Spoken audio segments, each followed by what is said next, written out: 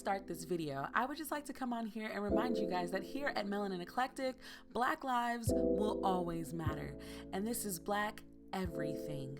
Black people, Black culture, Black lives, Black careers, Black existence. We stand by my people, and if that bothers you, this might not be the channel for you. But let's get on with the video.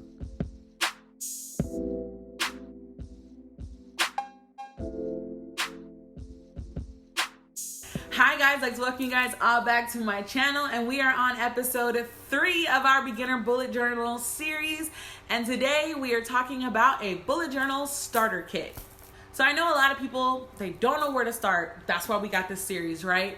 But I also kind of want to help you guys and share with you guys the things that I actually used when I started bullet journaling. Now, to be frank, when I started bullet journaling, like I said before, it was the very traditional method. Again, if you don't remember what that is, I'll leave a link to the first video up above and you can check that out. You can pause this video and go check that out. But when I started going on YouTube and seeing the beautiful planners, I was like, ooh, I want to make my planners pretty. So I literally went out and bought everything they were using. Tombos, Fudaneskis, the expensive color pencils, ooh, the pretty washi. I was going out and buying everything and not knowing what the cookies I was actually going to do with them. So I will preface this by saying, what type of planner are you? Are you a minimalist planner where you only need a couple markers and a pen and you're good? Do you like stickers? Do you not like stickers? These are things you have to consider. Do not just go out and buy a whole bunch of stuff. There is no need to hoard. But I mean, if you do want to hoard some stickers, melanineclectic.com is where you can go. So I just want to show you guys some of the things that I definitely think you should use in your planner if you're a beginner. I obviously recommend a ruler. Now, this is a clear acrylic ruler that I got, I think, from JetPens. I will try to leave links to everything down below. They might be affiliate links because, you know, I'm giving y'all the goods. I do recommend a ruler. Again, a lot of people say, how do you draw straight lines? We'll get to that in part in the intermediate bullet journal stages. But if you don't know how to make straight lines, you don't know how to make pretty circles or anything like that, stencils. This is a stencil that I got from Walmart, or no, from Michael's. There's no shame. Also, when I first started trying to make my bullet journal pretty, I found these bullet journal stencils off Amazon, and some of them I still use to this day.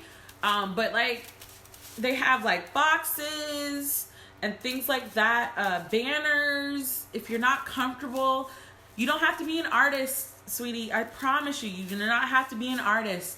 Your planner can still look pretty. And the more comfortable you get doing your planner, the more you realize you might actually got a little skill in you, you know? This bad boy is one that I just recently got, and I love it. So this is what it looks like. Hold on. There we go. So this is what it looks like. It's got like these little stencil things on the inside. But this is the part that's the best. So you put your pencil in one of these holes and it draws the circle to the sizing that you want. Obviously, you can also use a compass that literally serves the same purpose as this. This was just on sale and I bought it and I'm just obsessed with this. So I wanted to share with you guys that it's something that I use for drawing. The next thing that I recommend is something very simple, but it's like coloring materials. So if you're looking for a more affordable coloring thing that's not Tombos, go back to the Crayola world, sis. The Super Tips, I love this thing. I use this in my planner all the freaking time. Love my little Super Tips. I can't tell y'all the happiness I felt when I was like, oh my God, they come in a 100-pack. Y'all remember that 64 crayon pack that had the pencil sharpener? Same vibes. I have a whole bin over here, so I'm like, okay. Next thing that I always say is like, have a good pencil. And with a good pencil, you also need a really good eraser.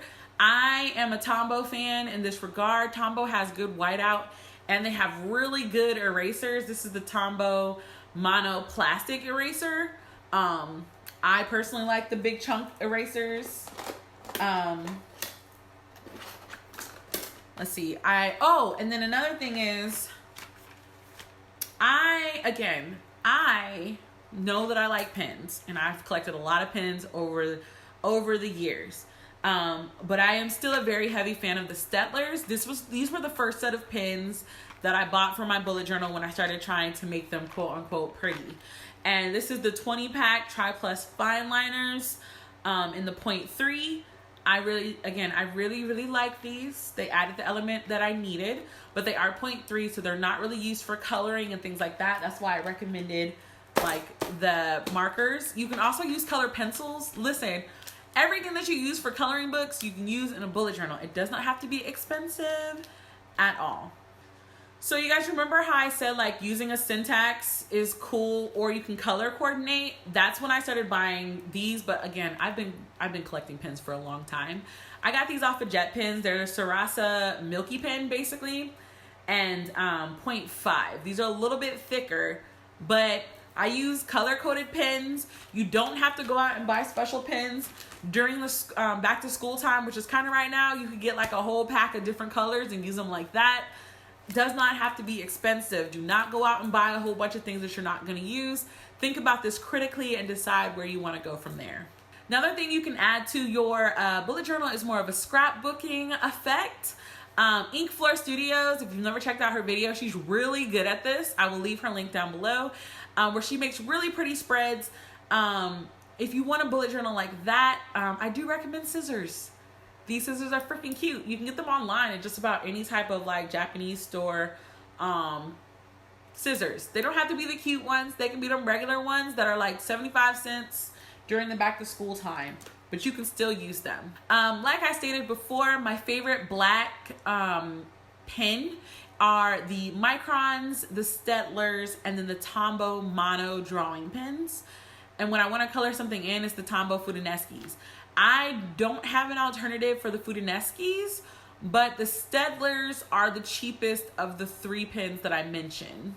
So if you want to experiment with that, that's the way to go. But okay, I'm kind of biased because obviously I own a sticker shop, so it's very hard for me to say this. But I use a lot of functional stickers in my planner, and a lot of functional stickers, I'll show y'all. I use a lot of functional stickers in my planner. Functional stickers like my plant reminders, which are in my shop, my habit tracker.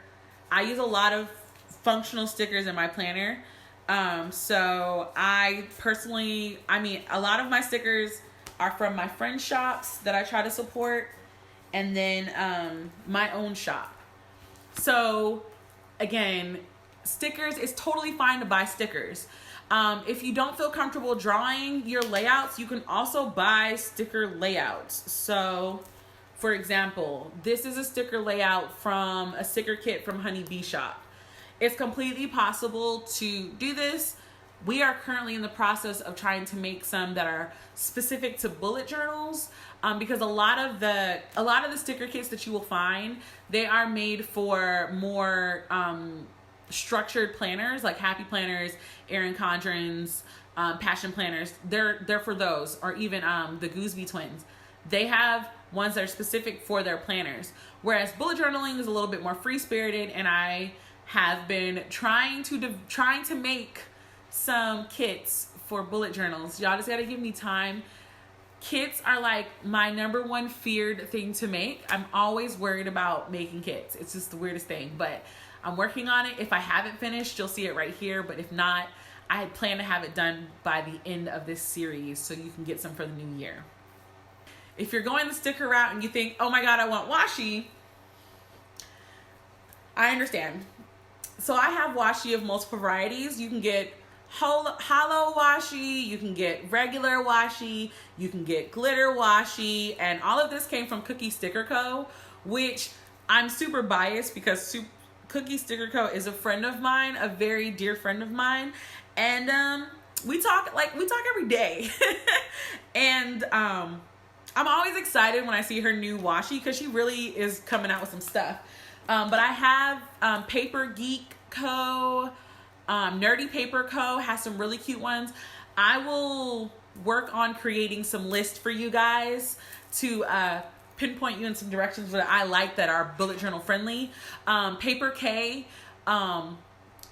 who I love watching, she makes full-blown kits every month, and you can check them out. So kits are always a thing. I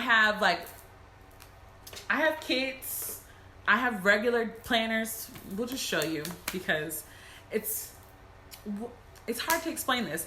You know what? Here, I'll do something that I wasn't expecting to do yet. So this is the planner where I tried to do pretty things. And this is where we got.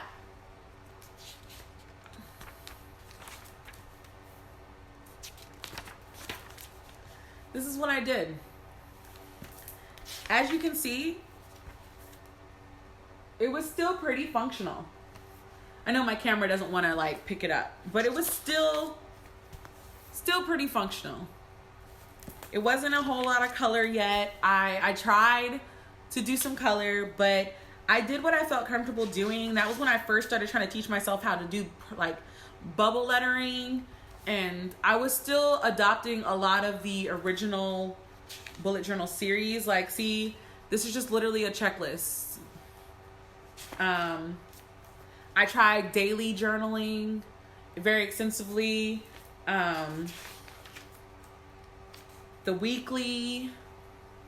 I tried doing all of that in this planner, and it's not the prettiest planner in the world. Like, I had some spreads that I thought were really pretty, and it's just writing with highlighter. As you can see, there's like hardly any pictures. And then I attempted it in October, and I didn't like it.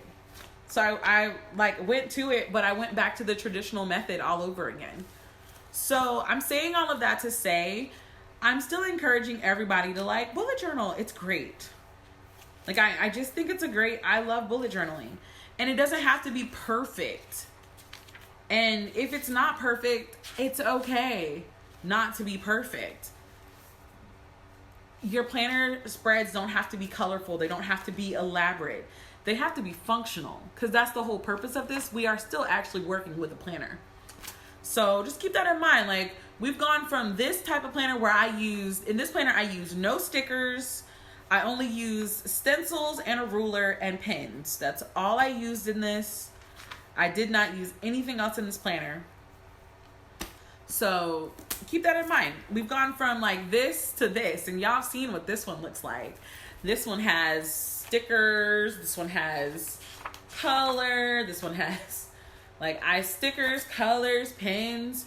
So don't feel like your planner has to be elaborate. Make the planner as you want it. And it's an ongoing process, which means it'll always change. And that's another reason that I really like bullet journals. So yeah, that was what I think should go in a bullet journal starter kit. My question for you guys is, you got any questions? How's the series going? Do you like it? Give it a thumbs up if you do. To that one person who always gives me a thumbs down, hi boo, thanks for the click. And till the next time, guys, bye.